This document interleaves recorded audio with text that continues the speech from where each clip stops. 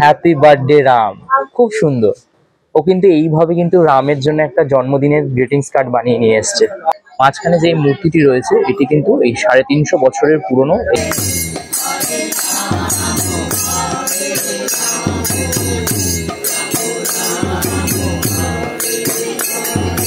Hello বন্ধুরা, সকলে কেমন আছো? এই মুহূর্তে আমি দাঁড়িয়ে আছি আমার নিজের শহর শ্রীরামপুরে। শ্রীরামপুর একটি ঐতিহাসিক শহর। ধর্মীয়ভাবে, সাংস্কৃতিকভাবে এই শহরের জুড়ি মেলাভার। আর এই শ্রীরামপুর একদিন ছিল ড্যানিশদের হাতে পরাধীন। এই শহরের নাম ছিল ফ্রেডরিক নগর।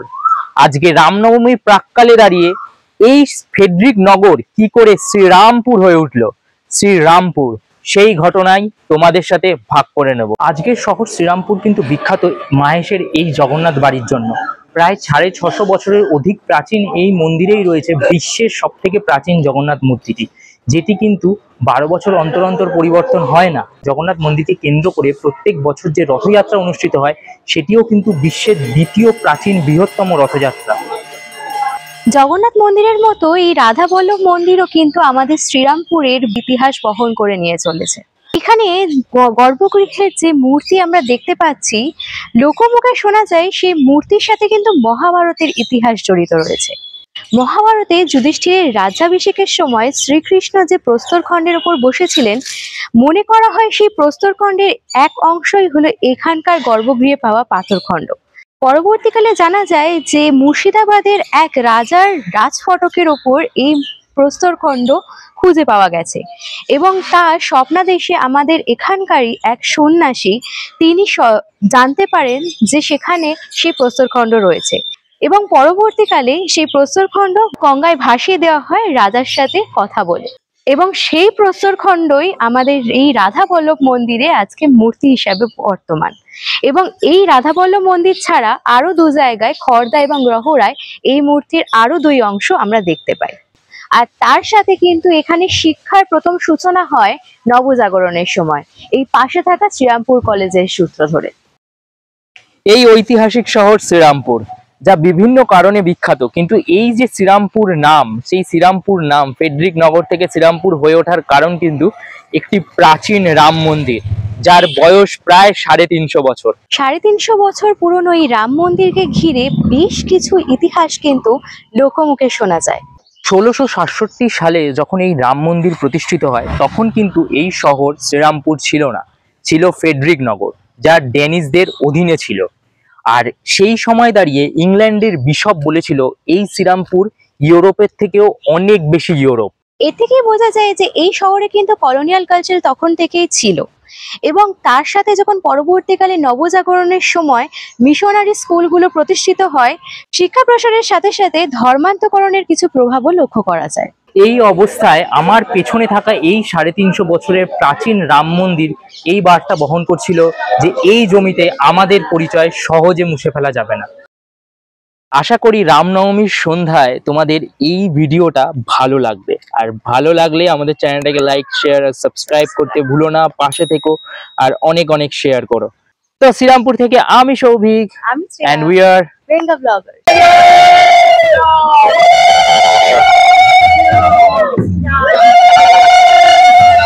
এই মুহূর্তে কিন্তু চলে এলাম একদম বটতলার যে রাস্তা সোজাসুজি শ্রীরামপুর কলেজের দিকে চলে যাচ্ছে, সেইখানে এই যে শ্রী শ্রী রাম নবমী পুজো 357তম বর্ষ, রাম সীতা লেন, শ্রীরামপুর রাম সীতা মন্দির ভক্তবৃন্দ। একটা খুব সুন্দর রামের একটা খুব সুন্দর কাট আউট এখানে রয়েছে আর কি, বেসিক্যালি এই দিকেও রয়েছে। তো বেশ সুন্দর লাগছে পুরো যে ফ্লোরটা বা গেটটা করা হয়েছে। তো মূলত তোমরা এই যে 357 বছরের প্রাচীন মন্দির, যেটার বিষয়ে এতক্ষণ ধরে বিভিন্ন রকম কথা বলছিলাম, এই মন্দিরটায় আসবে কী করে? শ্রীরামপুর স্টেশন থেকে ট্রেনে করে চলে আসতে পারো, মানে শ্রীরামপুর স্টেশনে নামার পর এখান থেকে টোটো বা অটো করে চলে আসবে বটতলা মোড়। বটতলা মোড় থেকে পায়ে হেঁটে খানিকটা পথ এগোলেই শ্রীরামপুর কলেজের দিকে তোমাদের একদম বাঁ হাতে পড়বে রাম সীতা লেন। একদম গলিতে ঢোকার মুখেই ফলক দেখতে পাবে, এখানেই কিন্তু এই রয়েছে এই মন্দির। বেসিক্যালি এই রাস্তাটাকে খুব সুন্দর করে সাজানো হয়েছে। এই যে দূরে কিন্তু বিভিন্ন বজরংবলীর ফ্ল্যাগ রয়েছে, দেখতে বেশ সুন্দর লাগছে। তবে আমাদের অত দূর যেতে হবে না, তার আগেই এখান দিয়ে এই হচ্ছে এন্ট্রান্স, এই দিক দিয়ে ঢুকবো আর কি। মূল মন্দিরের যে গলিটা রয়েছে সেই গলির প্রবেশ পথ। হ্যাঁ, শ্রেয়া ওখানে দাঁড়িয়ে ওয়েট করছে বেসিক্যালি ভেতরে যাওয়ার জন্য। আর এখানে কিন্তু তোমরা দেখতে পাবে আমাদের যে রাম মন্দির আর সেখানকার যে রামের যে বাল্য বয়সের যে অবয়ব মূর্তি রয়েছে সেটারও কিন্তু ছবি এখানে দেওয়া রয়েছে। তো চলো যাব, অনেক সকালবেলা চলে এসেছি তাই খানিকটা ফাঁকা রয়েছে বেসিক্যালি, এবং ওই যে দূরে মন্দির দেখা যাচ্ছে তোমরা দেখতে পাবে। তো চলো গিয়ে মন্দিরে দেখা হচ্ছে। তো এই মুহূর্তে কিন্তু মন্দিরের যে মূল চত্বর সেই চত্বরে চলে এসেছি, আর বেসিক্যালি শ্রেয়া সবার আগে আগে ভেতরে ঢুকবে, যেটা করে থাকে ও সবসময়।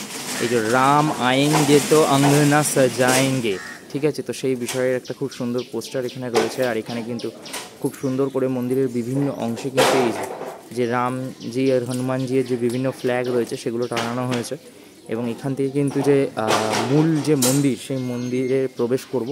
সকলে এখানে অলরেডি রামনবমীর সকালবেলায় মানে কি চলে এসছে পুজো দিতে। মূল যে মন্দির আছে সেই মন্দিরের সামনেটা কিন্তু খুব সুন্দর করে একটা আলপনা দেওয়া হয়েছে, ঠিক আছে। অনেকে বলে থাকে যে রামনবমীর সাথে বাংলার কি যোগ আর কি, এরকম ধরনের কথা অনেক সময় শুনে থাকি।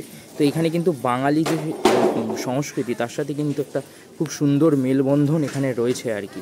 আর বাঙালির কাছে প্রভু শ্রীরাম কি সেটা তো এই ধরনের যে চিত্র সেগুলোই প্রমাণ করে বেসিক্যালি। শ্রী রামচন্দ্র যিনি প্রথম অকাল বোধন করেছিলেন, অর্থাৎ অকালে দুর্গাপুজো, আর সেই অকালে দুর্গাপুজোই কিন্তু হয়ে উঠেছে বাঙালির শারদোৎসব, বাঙালির সব থেকে প্রিয় ও জনপ্রিয় উৎসব। আর এই মুহূর্তে আমি যে মন্দিরে দাঁড়িয়ে আছি সেই মন্দিরের নামেই কিন্তু এই শহরের নাম শ্রীরামপুর, অর্থাৎ বাঙালির সাথে আর এই শ্রীরামপুর শহরের সাথে শ্রী রামচন্দ্রের কিন্তু একটি নিবিড় যোগ রয়েছে। এই মুহূর্তে মূল যে মন্দির প্রাঙ্গণ আছে সেখানে একটা বেশ ভিড় রয়েছে, ওখানে যাব। তার আগে কিছু জিনিস দেখিয়ে দিই, যেরকম এখানে একটা হোম কুণ্ড রয়েছে মূলত, যেখানে আজকে হোম হবে। বহু মানুষজন আসছে যারা কিন্তু আজকের দিনে দাঁড়িয়ে এই যে রং বা আবির নিয়ে আসছে মূলত, এবং আবির এনে কিন্তু মন্দিরের যে বিভিন্ন স্থান রয়েছে সেই স্থানে কিন্তু প্রদান করছে আর কি। এই যে এখানেও তোমরা দেখতে পাবে এরকম একটা মন্দির মানে জায়গা রয়েছে গাছের তলায়, সেখানেও কিন্তু সকলে এই যে এরকম আজকের দিনে কিন্তু আবির বা রং দিয়ে যাচ্ছে মূলত, ঠিক আছে। তো চলো এবার মূল যে মন্দির রয়েছে সেই মন্দিরে প্রবেশ করা যাক। মন্দিরের সামনেই কিন্তু এখানে লেখা রয়েছে আর কি মন্দিরের যে ইতিহাস সেটা তোমরা দেখতে পাবে। এই যে রাজবংশের প্রতিষ্ঠাতা রাজচন্দ্র রায়, ঠিক আছে, উনি এই শ্রীপুর গ্রামে কিন্তু দেবতাদের প্রতিষ্ঠা করেন 7ই জ্যৈষ্ঠ 1160 বঙ্গাব্দ, অর্থাৎ 1753। উক্ত বিগ্রহের সেবার্থে শ্রীপুর, গোপীনাথপুর আর মোহনপুর এই গ্রাম তিনটি সংযোগ করে শ্রীরামপুর নাম হয়, যেটা আর কি ফেডরিক নগর ছিল। তবে এই স্থাপিত সালটা 1753 হলেও এই মন্দিরে কিন্তু পুজো শুরু হয়ে গেছিল 1667 সাল থেকেই, ঠিক আছে। তো যখন এখানে কিন্তু ড্যানিশ বা যারা ইয়েরা ছিলেন তাদের এখানে শাসন চলতো মূলত, সেইটা কিন্তু তখন থেকে এই মন্দিরে পুজো চলে আসছে। এবং এই হচ্ছে কিন্তু মূল যে মন্দির, সেই মন্দিরে এখানে কিন্তু রামচন্দ্র, লক্ষ্মণ ও সীতা সাধারণ দিনে অবস্থান করেন। এখানে কিন্তু প্রাচীন যে বিগ্রহটি সব থেকে প্রাচীন সেটি কিন্তু এখানে এই যে রাখা রয়েছে, ঠিক আছে। এই যে পাথরের যে প্রাচীন বিগ্রহ, তার সাথে কিন্তু মন্দিরের বিভিন্ন অংশে অন্যান্য দেব দেবতারও স্থান রয়েছে মূল যে মন্দির সেখানে, ঠিক আছে। এখানে কিন্তু তোমরা দেখতে পাবে বিভিন্ন শালগ্রাম শিলা থেকে শুরু করে শিবের মূর্তি, গণেশ সকলেই কিন্তু এইখানে পূজিত হন আর কি। আর এখানে আমরা এই মুহূর্তে মূল যে সিংহাসন রয়েছে সেখানে কিন্তু আমরা শ্রীরামের যে শিলা রয়েছে নারায়ণ শিলা সেটিকে কিন্তু এখন রেখে দেওয়া হয়েছে, কারণ মূল যে রামের যে মূর্তিটি সেটি কিন্তু এই পাশে এনে এইখানে রাখা রয়েছে। আজকে ভক্তদের জন্য উনি কিন্তু বাইরে বেরিয়ে এসছেন। এখানে একটা ছোট্ট বোন এসছে, ও বেসিক্যালি এখানে কিন্তু রামের জন্য তার জন্মদিনের একটা কার্ড বানিয়ে নিয়ে এসছে। একটু কার্ডটা খুলে দেখাও আমাদেরকে, তুমি কি লিখে এনেছো রামকে। হ্যাপি বার্থডে রাম, খুব সুন্দর। ও কিন্তু এইভাবে কিন্তু রামের জন্য একটা জন্মদিনের গ্রিটিংস কার্ড বানিয়ে নিয়ে এসছে। মূল যে মন্দির সেই মন্দিরের এক অংশে কিন্তু রামনবমীর দিন আজকে প্রভু রাম ও মা সীতা ও লক্ষ্মণকে কিন্তু দোলনায় বসানো হয়েছে। এই যে যেটা দেখতে পাচ্ছ এটা কিন্তু একটা দোলনা, এবং দোলনায় করে কিন্তু এই যে দোলনার যে শিকল গুলো চারদিক দিয়ে দেখতে পাচ্ছ আর কি, দোলনায় কিন্তু দোল কাচ্ছে শ্রী রামচন্দ্র, মা সীতা ও লক্ষ্মণ।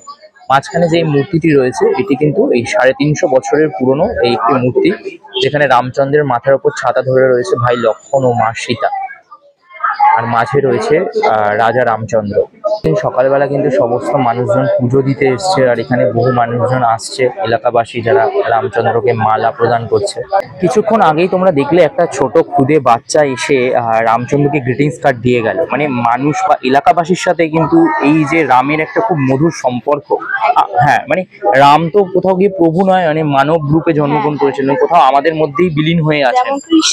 যেমন কৃষ্ণ যেরকম রাম, কৃষ্ণকেও বন্ধু বা সখা এই ধরনেরই মনে করি আর কি। সেই কারণেই আমরা দেখলাম যে গ্রিটিংস কার্ডও পর্যন্ত আমরা যেরকম একে অন্যকে দিয়ে থাকি, একটি খুদে এসে সেই কাজটি করে গেল আর কি।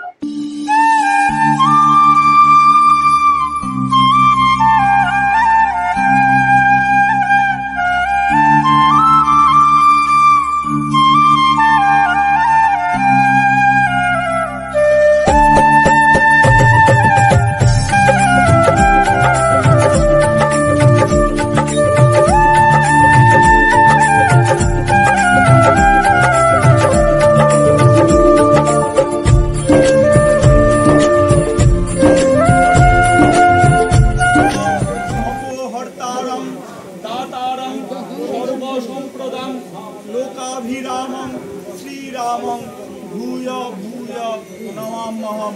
नमो रामचंद्राय नमः, नमो सीतादेव्यै नमः, नमो लक्ष्मणदेवाय नमः।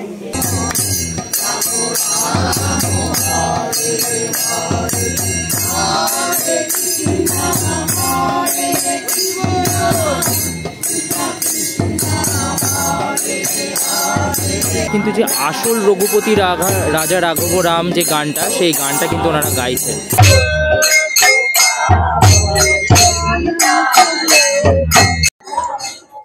তো এই ভিডিওতে কিন্তু আমরা নিজের শহর শ্রীরামপুরকে তুলে ধরলাম, শ্রীরামপুরের ঐতিহ্য, শ্রীরামপুরের রাম সীতা মন্দিরকে তোমাদের মধ্যে ভাগ করে নিলাম। আশা করি ভিডিওটা তোমাদের খুব ভালো লাগবে।